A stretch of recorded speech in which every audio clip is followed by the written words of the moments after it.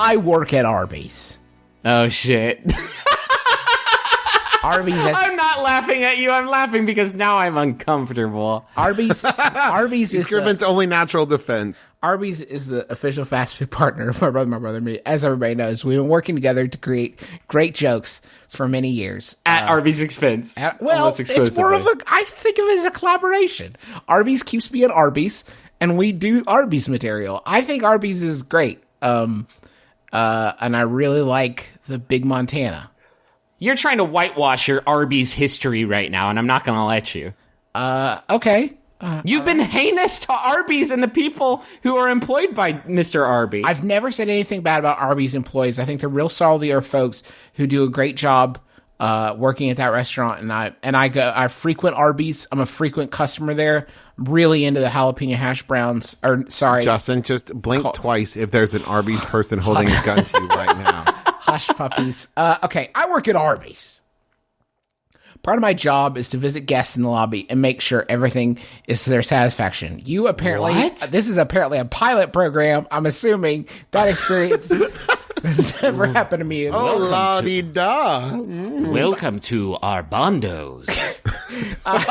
Cafe Arbondo. Often there are a lot of occupied tables near each other, and it can get a little repetitive and awkward to say, "Hey, how's it going?" over and over to every guest. Do you have any tips on how to change it up and be less awkwardly repetitive with my customers? That's from Muddled in Management. If I was doing this, my first thing that I would say is, "Hey, you're eating inside an Arby's. Are you okay?" Is everything good? How are you doing? No, but really, how are you doing? How are you doing? Hey, it's going to get better than this. Certainly. Are you cool? Statistically speaking, it's gonna get better than this. I don't understand why you have to go from table to table, person to person, asking each and every person the same thing when you could just yell to the room, "How's everyone doing?" And they all respond in unison, "Pretty bad." By a round of applause. How greasy are your fingers? Who here is a sloppy beef boy? All of you. I feel like I want to be clear. I'm not saying anything negative about people who would eat Arby's food. I am among those people. I'm questioning the people who look at Arby's and think, "I gotta get in there." I hope there's an available table. I hope there's no wait. Table at Arby's. Babe, did you make a reservation? At Cafe Arbondo's? Do you guys actually remember the last time that you ate physically inside a fast food restaurant? Do you remember the last time you actually sat down and did that? Has it been in your, adult life? I mean, on a road trip, probably. No. Stop at the McDonald's, though, and eat inside the McDonald's? I mean, sometimes it's dope. Sometimes they got Wi-Fi. Sometimes sometimes a man comes to you and says, "Griffin, I just want to check in. Make sure you're doing okay. Have you experienced our free Wi-Fi?" I say, "Yes, I have." And he's like, "Here, have a pumpkin pie." I'm like, "What the fuck? It's April." That I've actually had that experience having to wheeze the Wi-Fi off of my local Fazoli's, which is amazing because they'll keep bringing those breadsticks. They change shifts pretty frequently because they don't know how long you've been there. Because people keep biting their fingers as they hold out breadsticks to them. Excuse me, sir, would you like a free... Oh, God, you got the tip of my thumb. Oh, God. Turnover rate at Fazoli's is enormous, and the turnover rate on Fazoli's employees' hands is even bigger. My local Fazoli's has a new policy where they don't have someone going around with a breadstick basket. You have to go to the counter, hands empty, pockets outturned, and just say, "Hi, I'm a breadstick boy, and I breadsticks, please. Breadsticks, please." Me hungry, I guess. I'm sorry. I don't mean to bother you. You're clearly working very hard behind the counter. I just wanted to say, me hungry.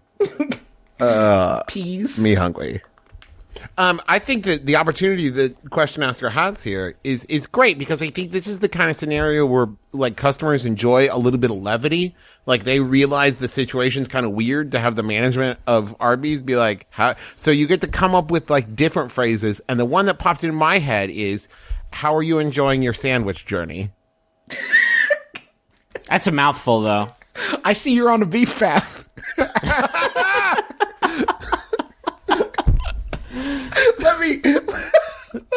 I see got? Yo, that's. I see you got a extra large Diet Dr. Pepper. He's my favorite companion on the beef path too. You got yourself a little beef Sherpa, I see. Can I offer you any words of encouragement or experience, guidance perhaps, on your beef journey? Oh man, just a few bites left. You're almost through this, and then you won't have to be in an Arby's anymore. I believe you can go home, see your wife and kids, really think about the choices you made with your life, and maybe tomorrow's a new day. You're almost through this. Push. Maybe this is the turning point. You can do this. I see you're eating our meat stack, which is a real thing. What is it called? Tower of Meat? They have a thing that's like the. I've been paying my rent every day at the Tower of Meat. I think it's I think they call it a ham column. I have worked a lot of different places, and take it from me, I've tried it both ways. You will be immeasurably happier at any job you do if you decide once you walk in those doors that you are completely sold out and 100% a huge booster of whatever business you work at. Nothing puts people, one, at ease more, and two, sort of like is fascinating than a person who's like deep into it. What I'm saying to you is go get to Wikipedia, read up on some Arby's history. Are you enjoying that sandwich? Do you know on this day in 1972? That's when Jebediah Arby's in 1874 founded the first Arby's in a dirty, unused garbage pit. he created that sandwich. Originally, it was buffalo beef. Not a lot of people know that. Roast buffalo. Okay, enjoy your sandwich.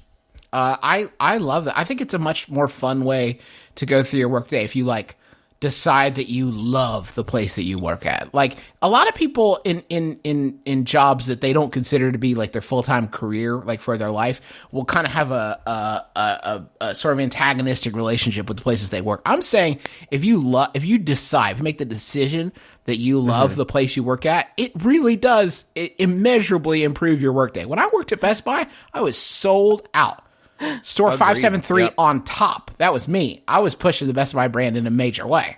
So early 20s Justin's philosophy was don't chase your dreams.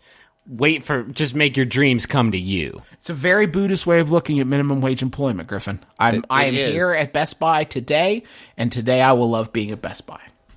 And how long did that situation? And have you ever told the story of when that fire died? That fire inside you for the Best Buy brand. Let's see. Because nothing gold can fucking stay, Pony Boy. Every one of these relationships with a big business you've ever been in ended with we'll say turmoil. Well, yeah. At Blockbuster, I was fired for stealing a copy of Fight Club, which seemed like a very Tyler Durden thing to do. Even though you stole they said that in the exit interview. Yeah. You stole many other VHS cassettes, which I will not announce on the show for fear of embarrassing you, showgirls. I had my friend Tommy Red tape Showgirls off of HBO because we were on vacation when it ran. You just stole a Blockbuster video box and label for it to make it look official. Well, I needed the extended version later, but anyway, for sure. Best Buy.